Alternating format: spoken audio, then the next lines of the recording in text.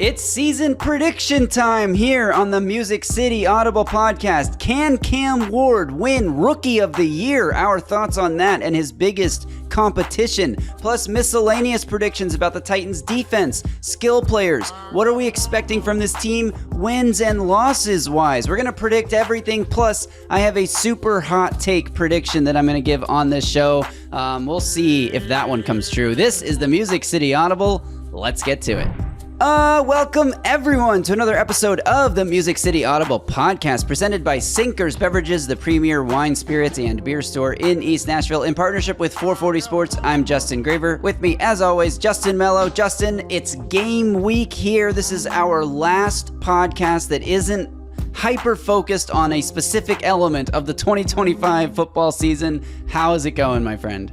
I'm doing well. I'm doing really well, actually, yeah. Because the Titans play this Sunday against the Denver Broncos. Wednesday and Thursday of this week, we got preview episodes, one of which will have a great special guest on for a Broncos-based guest, and the other one will just be you and I, but we're getting into preview season. But until then, we're a couple days away still from kickoff. We're going to deliver our bold predictions on today's episode. Yeah, some of these are bold, some of these are just sort of what we expect to happen. Some of them are random, but I think they're all worth talking about, and I really want to hear what you think about the wins and losses. And I also just am curious about your reaction to my super hot take that I kind of just need to get off my chest. It's not so much that I believe it as I want it on the record in case it happens. Spoiler alert, I'm probably going to hate it. Yes, I think so too. Actually, I don't know. It's going to be interesting. We'll get to that after the break coming up. But we're going to start with the Cam Ward Rookie of the Year conversation because this, to me, I think has been a big talking point amongst Titans fans. I would say he has a decent shot to win it, but I want to talk through the competition and I want to look at the odds these are based on DraftKings odds to win Rookie of the Year, Offensive Rookie of the Year right now. Ashton Jeanty is the favorite at plus 275. Cam Ward is the second favorite at plus 350. Then you have guys like Omarion Hampton, Travis Hunter, Travion Henderson, Tet McMillan, Emeka Egbuka, Matthew Golden, Jackson Dart, and Tyler Warren. I'm going to stop there because I don't necessarily see a path for RJ Harvey, Bill Krosky-Merritt, Caleb Johnson, Colston Loveland, Quinshon Judkins, Bashal Tutin. Like, there's a bunch of guys, obviously, all the rookie class. But I think those top 8 that I named are really the 8, or the top 10 are really the 10 most likely. I'm going to go ahead and rule out Jackson Dart because, we saw this with Brock Purdy. Even if he comes in and plays really, really well, is he going to start enough games to really merit consideration for this award? Tyler Warren, I think the Colts quarterback situation and offense in general is going to keep him out of the conversation. Matthew Golden and Emeka Egbuka, they're dark horses, but I would not rate them as more likely to win this than Cam. They'd have to have monster, good dark this guy. Horses, though. They're decent dark horses. They're decent dark horses, but in order to win this award, they'd have to establish themselves as a top 10 receiver in the NFL today, from week 1 to win Rookie of the Year. And then moving up the list, Tet McMillan, sort of the same thing. I give Tet McMillan a better chance than those two just because he is he has the body type and true profile and not the target competition there. He could actually put up a monster season. I still think he's less likely than Cam Ward, so I'm not going to spend any more time on him. Travion Henderson is getting a lot of buzz lately. I know on the Heed the Call podcast, we had Jordan Rodriguez come on and she went out to Patriots camp and she said he looks like the Offensive Rookie of the Year. I think he's going to make enough splash plays to be in the conversation, but consistent usage. And don't get me wrong, I've drafted Travion Henderson on 2 fantasy football teams. I expect him to have a great season. But in terms of the consistent stat production impact, I think he'll make the big splash plays that get him buzz, but I don't think he's truly competition. And I kind of feel the same way about Omarion Hampton. Najee Harris is still there.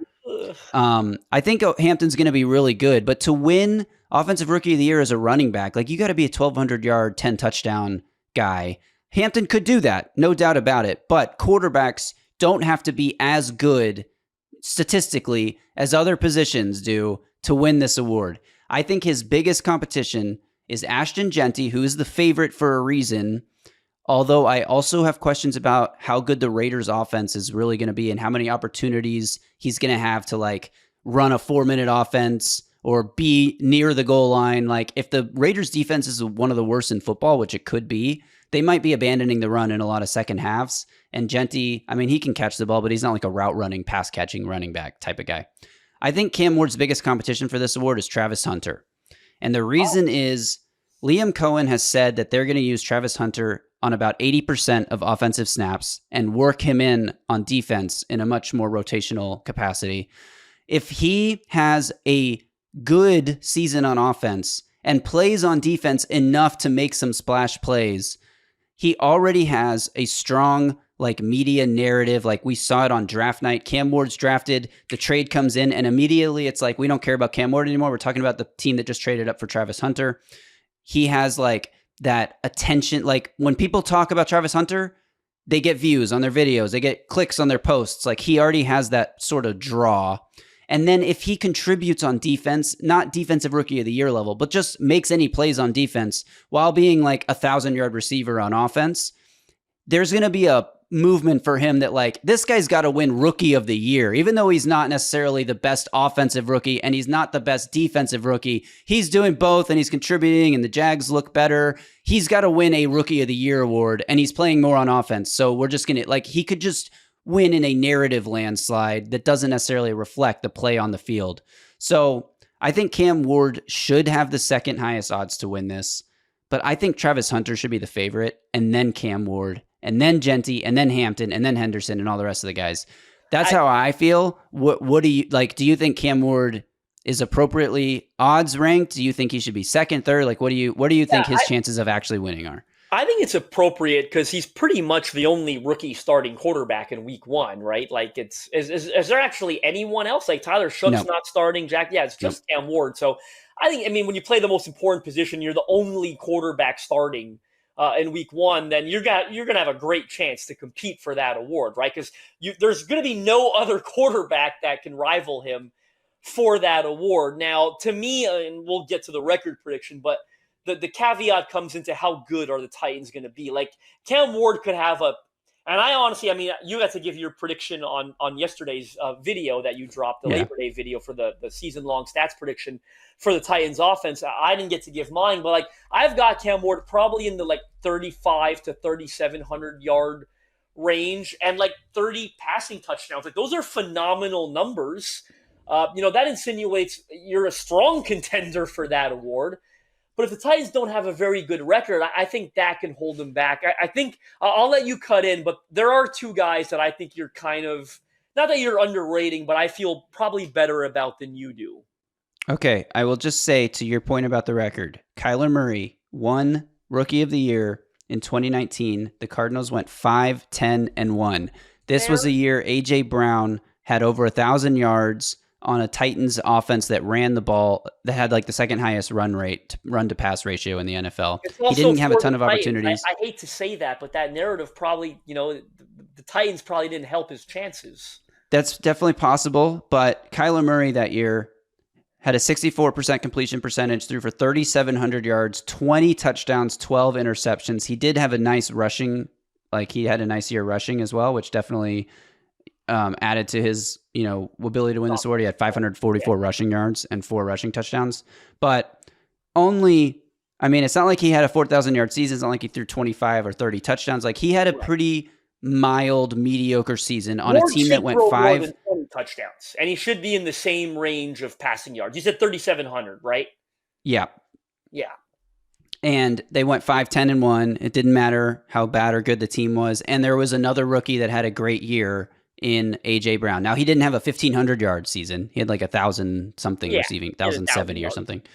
But still, like my point is, a quarterback doesn't have to be as good as if A.J. Brown had been amazing 1,300 yard season, then he probably wins the award. And that was my point about like Egbuka and Golden. Like these guys could have fine rookie, like good rookie years, like 1,000 yards and 8 touchdowns or something.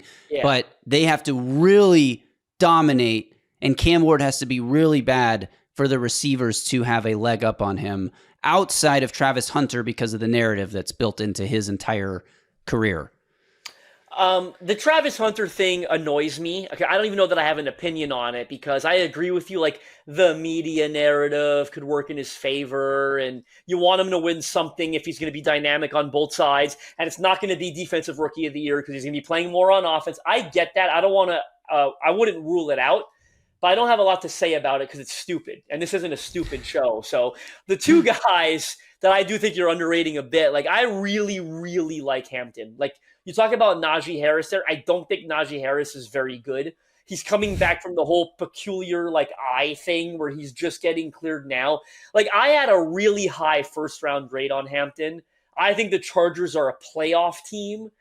Most likely, and they love to run the football. Like Harbaugh loves to, like, I think Hampton could run for 1,200 yards this year. And if he does that on a playoff team, I think, that puts him at the front runner. With Ginty, I think you and I are on the same page. We're like, I think Ginty's going to have a great year. I know you said some of it doesn't matter, but I don't think the Raiders are a playoff team. I do think their offense is going to be better than you think because I think they're going to be playing from behind a lot. And yes, some of that might mean abandoning the run. But with Geno Smith being a gunslinger, they score 27 points per game. They get down to that goal line a lot. I think Ginty runs for 1,100 plus yards and 12 plus touchdowns. So I think he's a contender. But honestly, I almost like Hampton more than I like anyone else. I think he has a huge year. And the Chargers make the playoffs, in my opinion.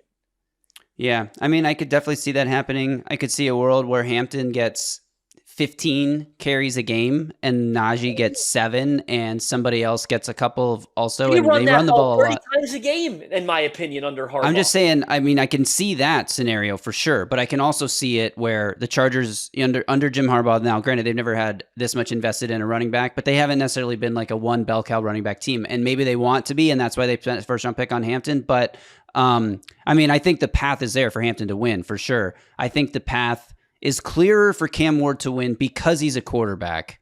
Fair. But, and because this isn't MVP, like record doesn't matter nearly as much. Right. That said, like if I had to predict who was going to win Rookie of the Year, I don't know if I would predict Cam Ward if I wasn't a Titans fan. I think playing for the Titans legitimately hurts him a lot. Like you said with AJ Brown, playing for the Titans does not help your case here. They don't have a single primetime game. They don't have like any showcases where he can go have like his moment to generate narrative buzz and actually like gain momentum, because this is a narrative driven award voted on by media members. It's not about who is literally the best. It does hurt, but being a quarterback helps offset it some, whereas AJ Brown didn't have that benefit. And yes, the least talked about number one, but he was still the number one overall quarterback. If he's lights out, if he throws 3,700 yards, 28 touchdowns, he's going to get attention regardless of where he plays. So if you missed my stat projection video, you should go back and watch it from yesterday.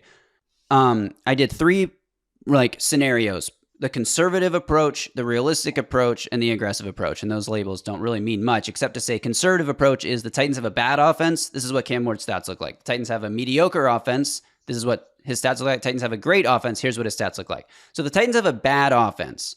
I project Cam Ward will have 3,400 yards passing, 18 touchdowns, and 15 interceptions. If those are his numbers, he's not winning the award.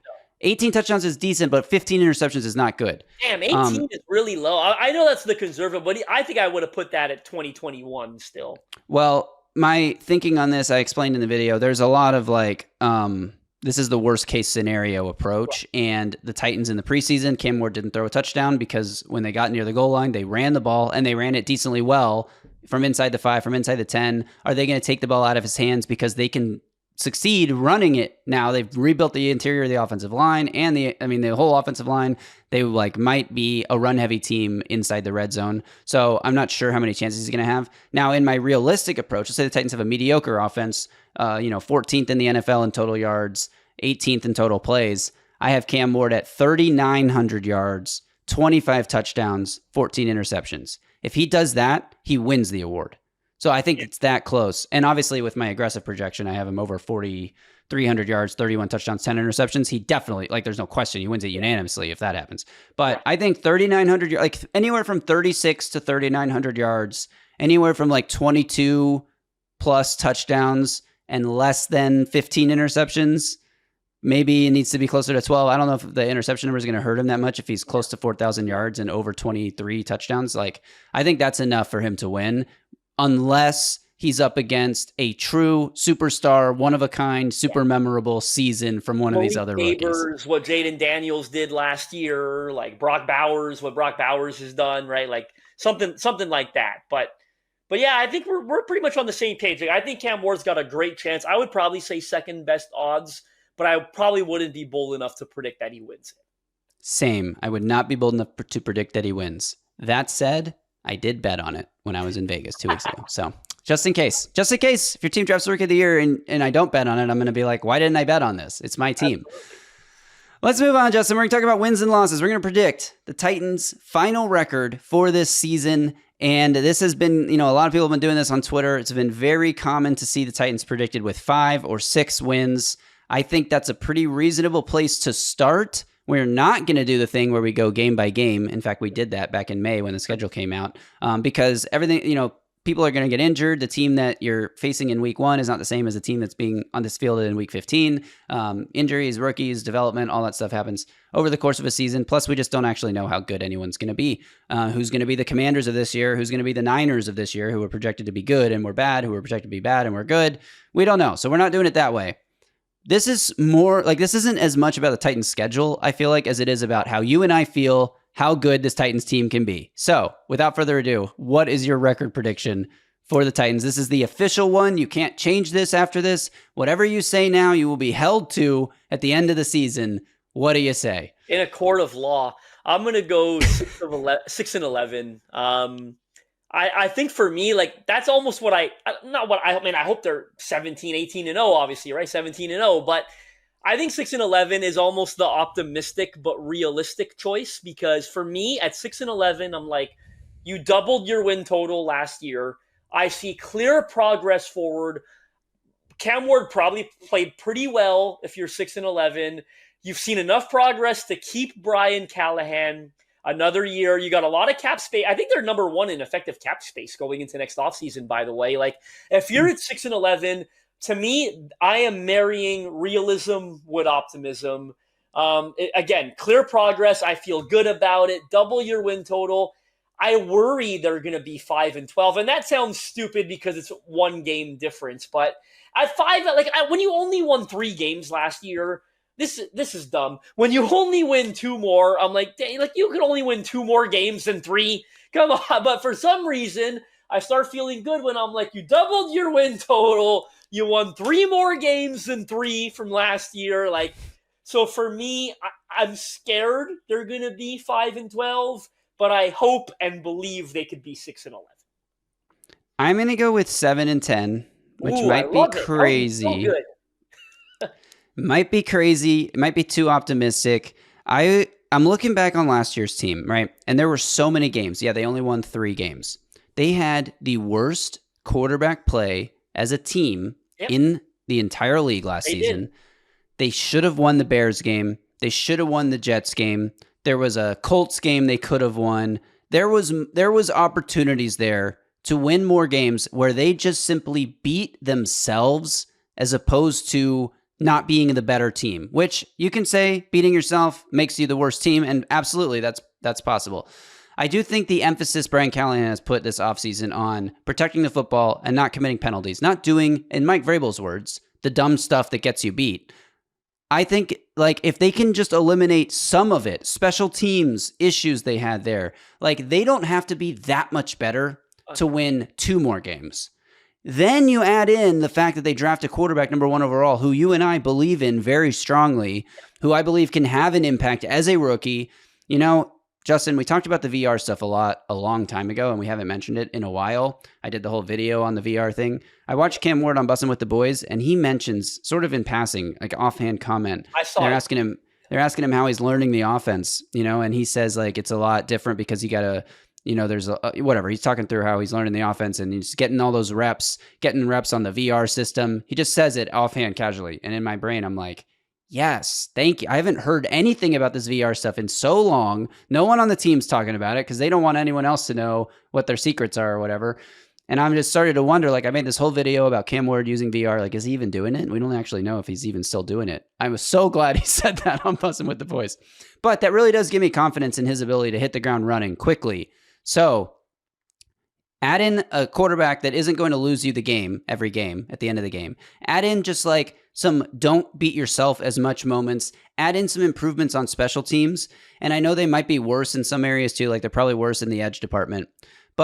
And I know I said I wasn't going to go game by game. They were bad in the edge department last year. They were third fewest in sacks in the NFL. Can't get much worse. And they might be the fewest this season. But I think that... I think the fewest only had 3 less sacks, though, is my point. Like, it's... Yeah. I mean, okay, I get what you're saying. But, like, they can still be really bad there is my point.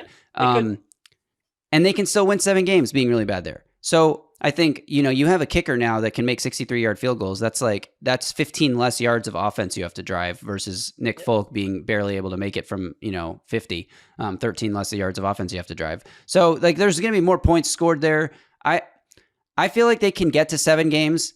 It wouldn't shock me if Brian Callahan is a complete disaster again and they come out looking unprepared at the beginning of games and they get beat in all 3 phases. Like that wouldn't surprise me either. And they end up 4-13. Like I can see that world. I don't want that. I don't want to live in that world. No one wants to live in that world. But I can see it. So my official prediction though is going to be 7-10. I think it's possible. They have games like the Saints and the Browns. And I know we don't know what they're going to look like. And the Browns could surprise us if Joe Flacco has the same season he had 2 years ago, whatever. Like those are super winnable games. They should be able to split at least the Colts and the Jags in the division. They have a massive revenge game against Mike Vrabel, although that's also a massive revenge game from Mike Vrabel's standpoint as well. That's an easy win for the Patriots. No, but I mean, that's like 4 or 5 games right there. Then they just have to steal a couple and they're at 7. Like I think it's very possible. I'm not going to say that I expect it, but I am predicting it. I think 7's a slight optimistic for my liking. 2 points I want to add to things you said that I really liked, but you talked about the worst quarterback play in the NFL last year. You know this, but I think you slightly undersold how disastrous special teams was as well. Like, it was just as bad as the quarterback play. It was historically bad. It was quite literally historically bad. Like they were horrid. They lost multiple games because of special teams, and that's pretty rare that a team can lose multiple games in 1 year. Like you could argue the Bears game. I know the Will Levis interception, but they also had the blocked punt, right?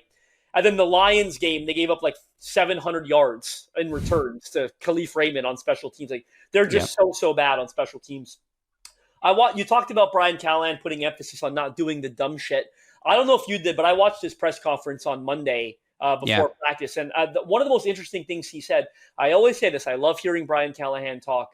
One of the most interesting things he said was, again, it's not really predictive, but in the preseason, and I love that he tracks these things, and I mean, you expect coaches to track these things. You and I are pretty smart. We didn't track this. He said that they were 3rd fewest in penalties, I think, on offense and defense. They were in the bottom 3 of penalties on offense and defense, and he felt like it was someone putting that work into play, right? Like some of the stuff that they put emphasis on during the offseason. I really hope that carries over. No guarantee that it does, but I really hope that it does. He even went on to say, we had a few more special teams penalties than we would like, so we're going to continue placing emphasis on that. But they were pretty happy where they were from a penalty perspective on offense and defense. Yeah, and I think that I actually looked into if there's any correlation between that and like regular season? Turnover margin in the preseason and turnover margin in the regular season, and there is no correlation.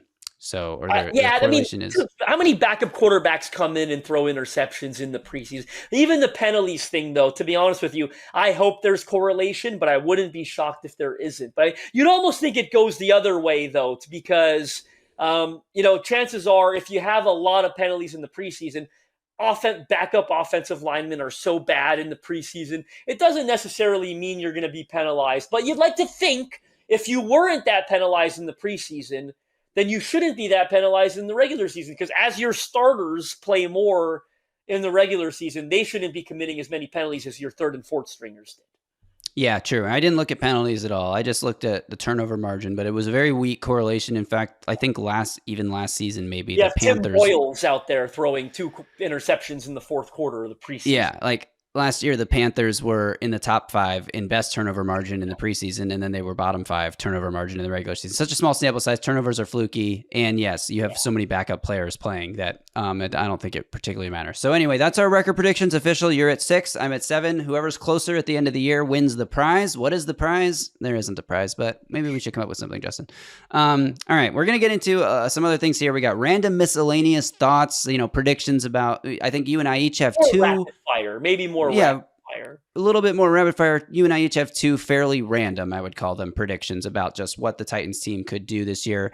Then we'll get to my absolutely insane hot take, and then we'll call this a show. But first, a word from Sinkers Beverages. Sinkers Beverages is the premier wine, spirits, and beer store in East Nashville. They've been serving the community since 1985. They have a knowledgeable staff who are proud to help you with large parties, themed events, or finding something unique for a special occasion. So from birthday parties to milestone celebrations to just everyday moments, Sinkers can help with the right drink for every occasion. If you head to their website or check the link in the podcast description, you can join the in-crowd. In-crowd members get access to allocated wines and spirits, exclusive events, early access to barrel releases, and more. Plus, Sinkers Beverages is on Uber Eats. Super convenient way to get all the drinks you need. So, thanks to Sinkers Beverages. Make sure you check them out. Justin, let's get to some random miscellaneous predictions here. I will start us off, and I'm going to start off this prediction by playing a clip from Cody Barton speaking at last week's press conference, just to add a little context before I get to my prediction. What have you seen was said in terms of growth over the last, month or so? Grown a ton. I talked to him and James just now once we broke this last practice, and I said from day 1 of camp to where you guys are now, the growth has been crazy. Their trend has been going up, and the way Seth has developed as a player and all the things he's grown on, and there's still not just him. This is all of us as players. We all have things we need to work on and get better at, but just the way he's been training as a player has just been up and up and up, and I'm excited to see what he can do this year. We're all excited to see what Cedric Gray and James Williams can do this year, and we weren't necessarily that excited even a month ago, especially not like 2 months ago when we were worried that inside linebacker 2 would be the weakest starting spot on the Titans roster. Justin, my prediction here, my first miscellaneous random prediction, is that the Titans linebacking unit is not just a strength of this team and a strength of the defense, but it is the best unit on the defense. And I know the defensive tackle unit is very strong. The depth isn't great there. And I feel like the way the tackles are moved around is going to make things a little interesting and just a little hard to track. Like, we're going to have to view the front 4 as one group and not separated between edges and tackles because the edge group is so weak. They're all going to be rotating a lot. The secondary is good, but it's also very top heavy. The safeties are solid, but there's no like superstar power there. Not that they have superstar power at linebacker, but I think Cody Barton is going to be better than advertised and better than expected for this Titans team. And I think James Williams and Cedric Gray complement each other so well with what Gray can do as a downhill guy, with what Williams can do as a coverage backer, that they're going to be used interchangeably. And by the end of the year, we're going to look back on this linebacker room and think we're set as a team. Like, the Titans don't need to draft a linebacker. They don't need to sign somebody in free agency. They're set with these 3 guys, and whatever depth they can fill in, they will. So that's my first prediction. Yeah, a little bolder than for my liking in the sense of best unit on the defense. I'm still going D tackle. And I know what you said about the front 4, but I think we can totally separate what Jeffrey Simmons and Tavondre Sweat do because there'll be a pretty big spotlight on them. But building on yours, mine was going to be that I'm really excited to watch this linebacker core. And again, I didn't think I would have said that 2 months ago, right? Like, I think it was Pro Football Focus who had, in the offseason, ranked like all 32 teams, every position. They had Tennessee linebackers 32, like worse in the NFL. And maybe we're going to be fooled. Maybe the preseason's a liar or training camp's a liar, but just really like everything Cody Barton said there, the way Cedric Gray and James Williams kind of progressed forward. Really encouraging to see. I like when they drafted Cedric Gray, I loved that pick. Like, I liked him so much at North Carolina that it really sucks to see him, get hurt and really not play last year. Then to start training camp not playing this year, we were still down on him because we're like, is this guy ever going to get on the field? So really excited to see that he's back in the mix because I loved him at North Carolina. I think Bill Belichick could use him there right now. But just excited about this linebacker core in general, and I didn't think I would be there, but I'm with you. Like Barton, Williams, Gray, all under contract for the foreseeable future. I think this group is pretty locked in for 2025, 2026, and hopefully a little beyond that. And to be clear, like, I'm taking my prediction a little further and a little bolder and a little spicier than maybe what I really think, just for the sake of dramatic drama, whatever. But it's definitely a more fun prediction when it's not just the linebackers will be good. Yeah. It's like the linebackers will be the best unit. Take a shot at me right to my face. All right, give us a prediction, Justin. Not bold for the Titans fan base, but I think bolder than most realize. Calvin Ridley at 1,200 receiving yards. I think we all expect that. You might be rolling your eyes right now. Go tell it to someone who's not a Titans fan. I'm in a football group chat with two guys who are really smart. When I said it a week ago, they looked at me like I was insane. Like, people who do not support this team don't think they think this passing offense is going to be bad because of the receivers, and I don't think they quite know how much improved the O-line is. One guy said to me, I'd put him at 900, 950. I said he had 1,000 last year with Will Levis and Mason Rudolph. I got all spicy on his ass, but I think Calvin Ridley has 1,200 receiving yards this year. And again, you don't think it's spicy? Go say it to someone who's not a Titans fan and isn't like a fantasy football nerd and has been doing all this digging. The average NFL fan, who's even a big NFL fan, but is not a Titans fan, does not think Calvin Ridley's going to have 1,200 receiving yards this year. I absolutely think he does. I think he could go slightly above that, but I really like that 1,200 number as a buffer. So just for some context, like my numbers that I revealed in the projection video yesterday, in my conservative projection, I had Calvin Ridley at 1,158. Now, the context around this conservative projection is that this has the Titans as the 30th ranked offense in football in terms of total yards, 26th in plays per game, Cam Ward 29th in completion percentage, and 31st in passing yards. So this is like the worst case scenario for Calvin Ridley, assuming he stays healthy for 17 games, in my opinion, is about 1,150 yards. If we're thinking the Titans don't have one of the worst offenses in football, which, look, they might. They did it last year when we were not expecting them to. They've done it multiple years in a row, right? Essentially. So if they have just a little better than the worst offense, one of the worst offenses in football, Calvin Ridley should easily surpass 1,200 yards. In my realistic projection, I have him at 1,271, and that's, again, Titans as the 14th best offense. Cam Ward still 24th highest completion percentage, 19th highest passing yards. Like, that's still not super high, and I have Ridley at 1,271. Just for, context, 1,200 yards over 17 games is about 70 yards a game. So let's say Calvin Ridley only plays 14 games. If he averages 70 plus yards a game in those 14 games, we'll give you credit for this prediction, Justin. But that's just something like 70 yards a game. It doesn't sound like that many, but to do that consistently week after week, it is actually kind of a lot of yards. But I agree, like in my aggressive projection, which has the Titans as a really good offense, I've got Ridley at 1,386, almost 1,400 yards, easily clearing that 1,200 yard number. So I'm with you. I think that this happens. Yeah, I think the only possession he played with Cam Ward in the preseason, we saw 3 catches for 50 yards. Like, I know it's preseason, I don't put a lot of stock into it, but the point is we immediately saw that practice field chemistry carry over to when they actually had to play a game. And look, Sunday will be a great test. Best corner in the NFL, probably, in Pat Surtain, who I imagine is going to shadow Calvin Ridley in this contest. So maybe he totally shuts him down and we're like, oh, damn. Like now he needs to average 90 yards per game to get to 12, right? Like if he has 25 yards on Sunday, all of a sudden that number goes up. So we'll see how it starts. I mean, it's probably the toughest matchup you could start with, again, with Pat Surtain. So, but I'm fully on the Calvin Ridley hype train, and I have fully bought into the Cam Ward Calvin Ridley connection.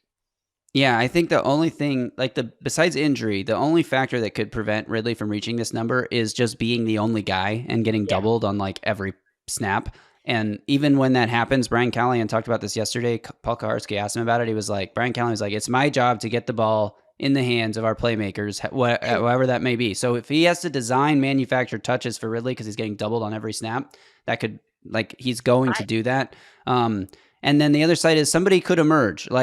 I think we had a comment on our last video predicting that Gunnar Helm would lead all rookies in receptions on the Titans.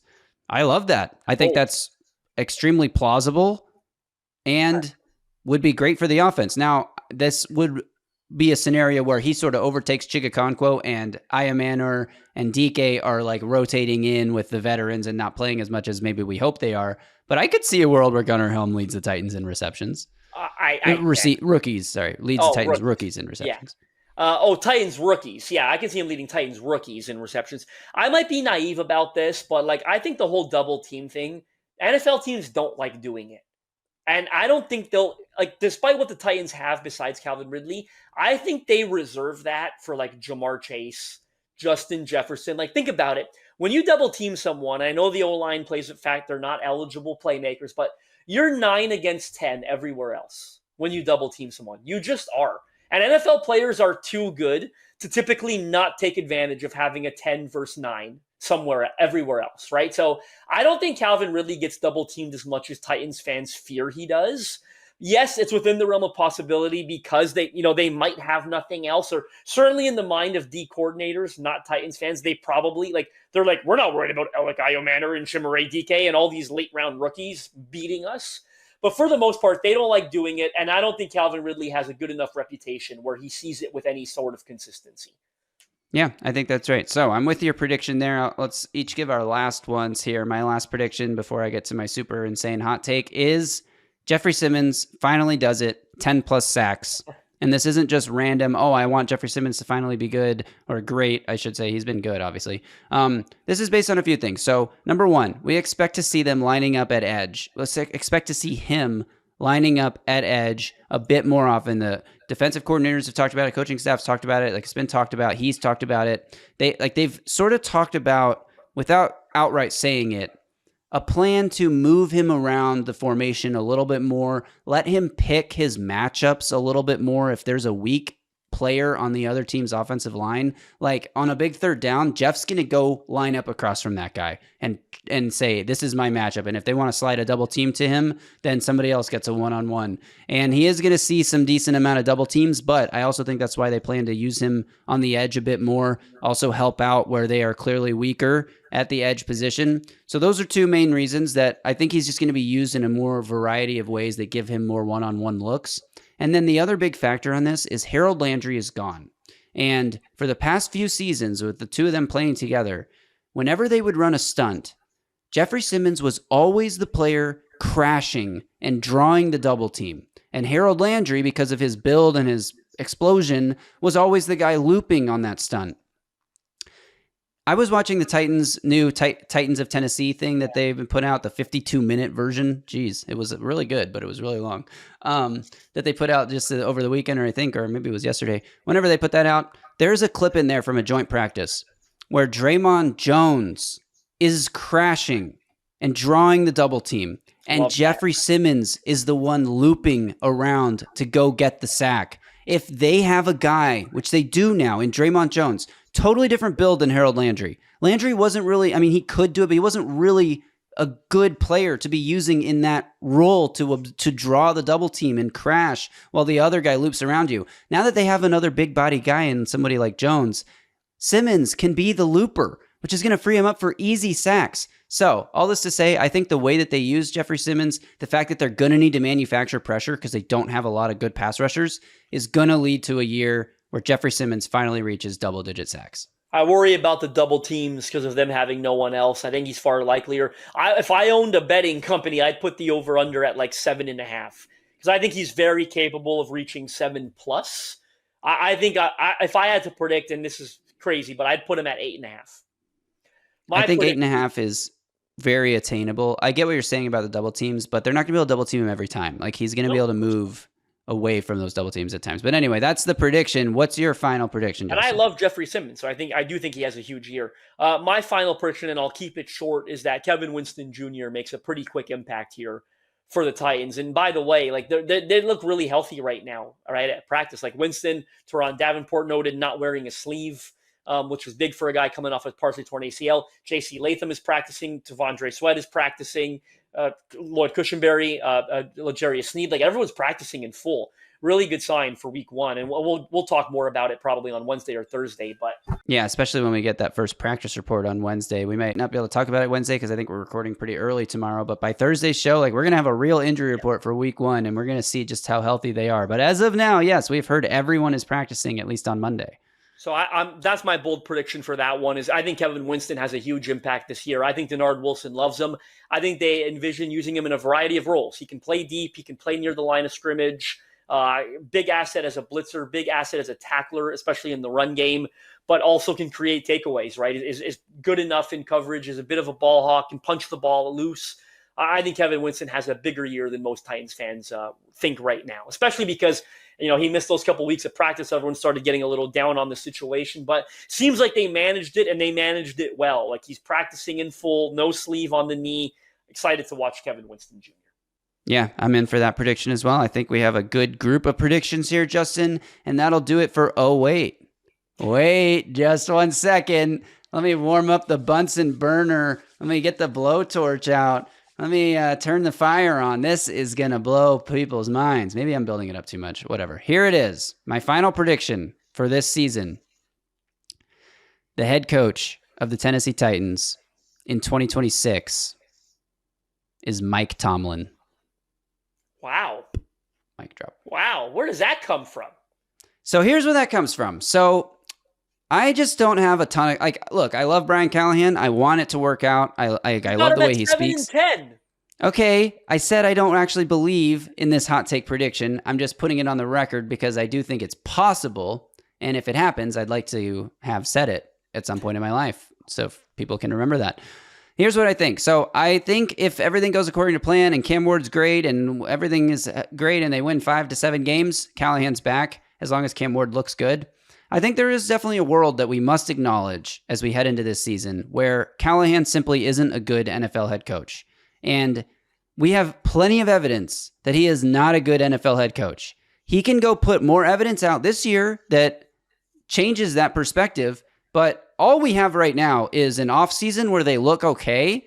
We're like encouraged by what they've done this offseason, and a season where they were the worst team in the league with not the worst talent. They didn't have great talent, but they weren't worst team in the league bad talent-wise. And Callahan coached them to worst team in the league last year. So, is there a scenario where the Titans fire Brian Callahan after this season? Absolutely. We'd be crazy to say that there's not. Even if we've heard that he's mostly safe and they value stability and continuity and that there might be a fall guy. Like, yeah, we've heard all those things. Let's see how if they feel the same way if the Titans go 3-14 again, right? So I definitely think there's a world where Callahan gets fired. Now, how does Tomlin get roped into this? We've been talking about this on the other show I produced, Heed the Call, where, eventually there comes a time where every head coach's message just kind of grows a little stale. And it happened with Andy Reid in Philadelphia, and it doesn't mean Andy Reid wasn't still a good head coach. They just needed a change. And they bring in, I guess Doug Peterson, and then they end up with Nick Sirianni. And look, they've won Super Bowls. They've won 2 Super Bowls, I think, since they made that change. The Chiefs hire Andy Reid, and they've won 3 Super Bowls since they hired Andy Reid, right? 3, not 4, 3, right? 3. It worked out for both sides, right? I think the Steelers could be in a similar situation. It's like they're all in on this Aaron Rodgers thing. If this Aaron Rodgers thing doesn't work, and this is the first year Tomlin has a losing season, and it's like, look, we've tried everything, and like we are going to go, Rodgers is on his way out the door. We don't have a quarterback of the future. We want to just tear this thing down completely and rebuild it fresh with a new quarterback and a new staff and everything. Like, I could see them deciding that Mike Tomlin, as great as he is and has been, simply has run its course, and it's time for a fresh message. And if that happens, Mike Borgonzi was in Kansas City when they hired Andy Reid, a guy who was in one place for a really long time, had some success, reached the big game.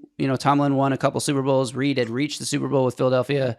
Let's do it again. Let's bring in a guy that knows what the hell he's doing for real to run a program on a high level. Borgonzi could see Tomlin as his Andy Reid. Now, do I love the idea of the Titans hiring like a defensive-minded head coach when they have Cam Ward? I don't love it, but I would be pretty excited for Mike Tomlin because I think that the Titans haven't had like a quote-unquote real coach, at least since Mike Vrabel, maybe since Jeff Fisher. I mean, Mike Vrabel, we'll see. We'll see if Mike Vrabel got power hungry towards the end and had, that was the reason that it didn't work out, a power struggle behind the scenes. So My secondary, by the way, follow-up to this is if it's not Mike Tomlin stays in Pittsburgh and he's good.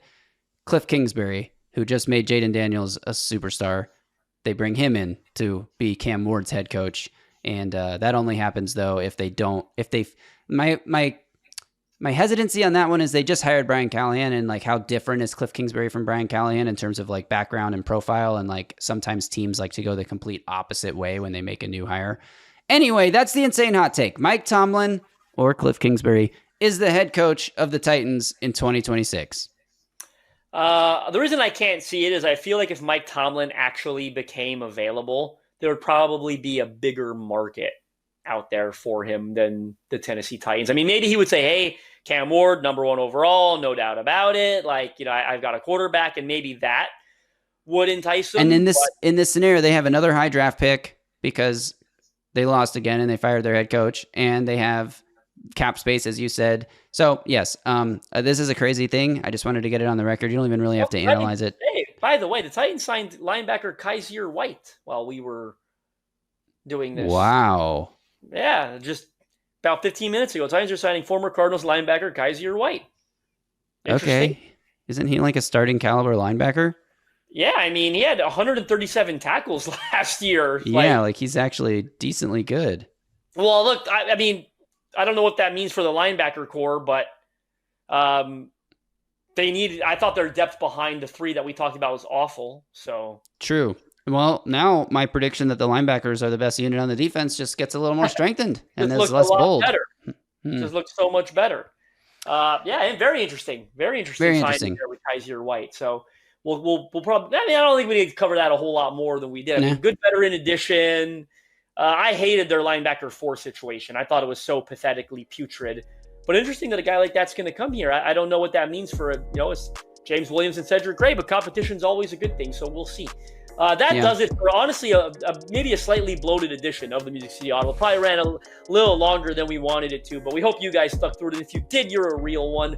We'll be back tomorrow with the first Week 1 preview. It'll be shorter than this, but we got a great guest to come on and talk Denver Broncos with us. And then Thursday, Graver and I will do a separate preview that's more, a bit more Titan-centric, not so opponent-based. And we appreciate you guys tuning in. We've got episodes coming your way essentially every single day. We'll be live Sunday as soon as the bell rings there at the end of the first game of the season, Titans-Broncos. So we'll be live on Sunday evening at the end of the game. Appreciate you guys. See you tomorrow. See you Thursday. See you almost every single day. We see you more often than we see our families. You stay safe out there and tighten up.